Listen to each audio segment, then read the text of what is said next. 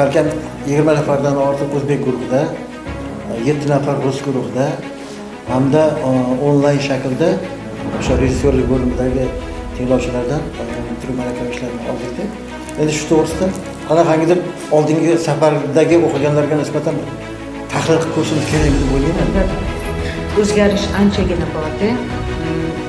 Biz hozir keyingi paytda biz bitta narsani yo'lga qo'ydik.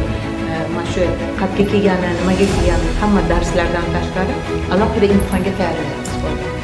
Imtihonga tayyorlayapmiz, ya'ni ularni malakaviy ishi qanaqa yoziladi, bizni formatimiz qanaqa, bizni umuman mana shu bitiruv malakaviy ishini yozishdan maqsadimiz nimaga, u haligi nimada polkada turish uchunmi yoki amaliyotda ishlatish uchunmi, mana shu narsani his qilishga biz harakat qilyapmiz o'shalarga.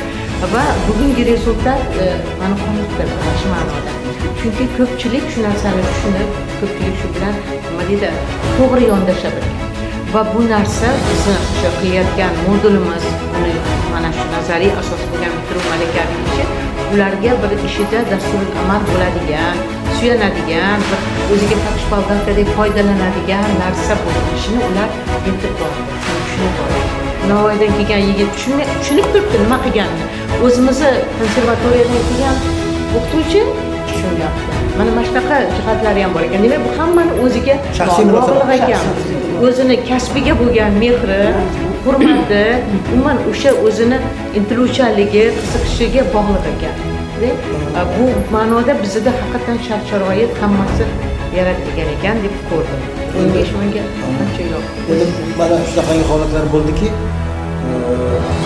asosiy narsani bular testdan o'tishga qilib, bitiruv malakaviy ishiga e'tibor qilib qolgan paytlar bo'ldiki, shunday testlardan o'tgan bor yo'q 6 nafar bu yerda o'sha tinglovchidan 2 nafar o'tib 4 nafar o'tolmagan paytlar ham bor. Albatta. To'g'rimi? Albatta. Shu bilan solishtirganda qanaqa natijalar bo'lyapti? Nima deb o'ylaysiz? Endi hozir mana bugungi sizlarning gapingizga qo'shilgan holda aytmoqchimanki, borgan sari har bitta shu tinglovchi o'zini tushunyapti. Borgan sari tushunib yetyapti.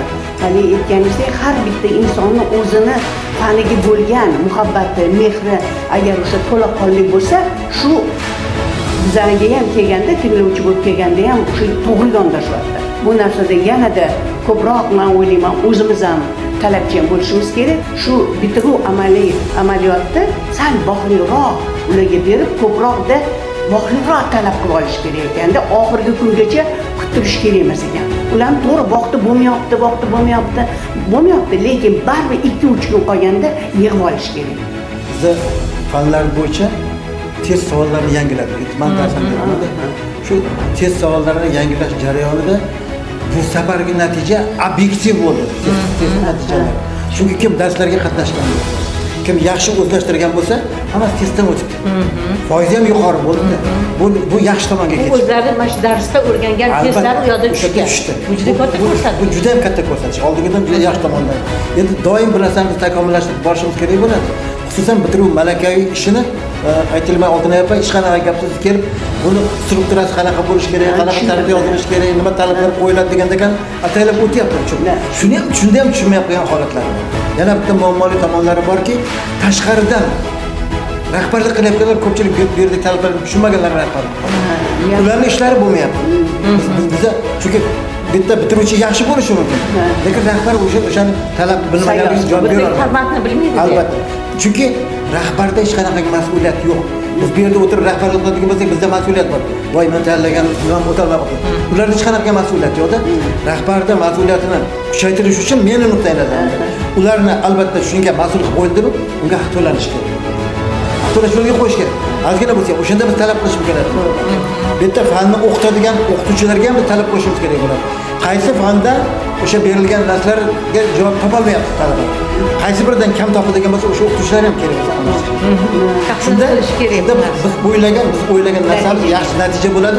Kim mehnat qiladigan bo'lsa, kim kelib o'qib yangilikka intiladigan bo'lsa, bemalol hech qanaqangi qiyinchilik. Chunki to'g'ri gapingiz domla. Malaka oshirishi mohiyati shunda chiqadi-da. Maqsad shu yerdan mana 3 yilda yengillangan narsani o'rganib ketish, bir o'zini haligi kompyuter перезагрузка qilganda перезагрузка bo'lish va bitta boyib borish. Bo'lmasam hamma narsa haligi для галочки nomiga bo'ladi. Agar hozir siz aytayotgan narsalarni amalga oshirishsa, albatta ishimiz yana ham to'g'riroq va foydaliroq bo'ladi deb o'ylayman.